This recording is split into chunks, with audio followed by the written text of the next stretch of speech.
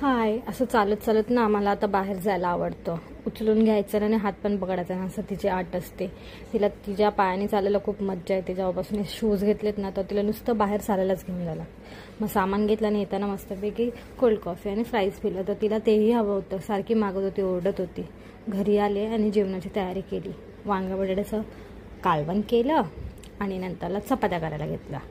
मग चपात्या करत होते, त्याच्यानंतर व्हिडिओ पण काढत होते. म्हटलं काहीतरी काढावं तर लागेल आता पोस्ट करायचं म्हणून. मग मस्तपैकी अशी चपाती करत होते.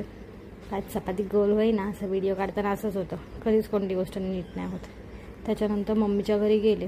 मग इथे बघा आमच्या मायलेकींचा डान्स चालू होता. पप्पांना डब्बा द्यायचा होता. आज दादा नव्हता तर मी बोलले चल मी जाते आणि विना गेलेलो. मग रिक्षामध्ये बसलो आणि गेलो टिफिन द्यायला. तिथून येताना आम्ही बोला आपण चालत येऊया आणि चहा पिऊया. मग काय गेलो, टिळक नगरलाच होतो. डिझायरचं चहा पिलो. माझे संपले पण या मॅडमचे काय संपत नव्हते.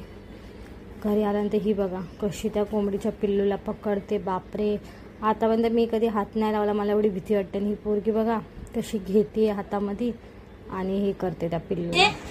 त्याच्यानंतर मस्तपैकी जेवलो आणि धरला धरला बघा लवकर.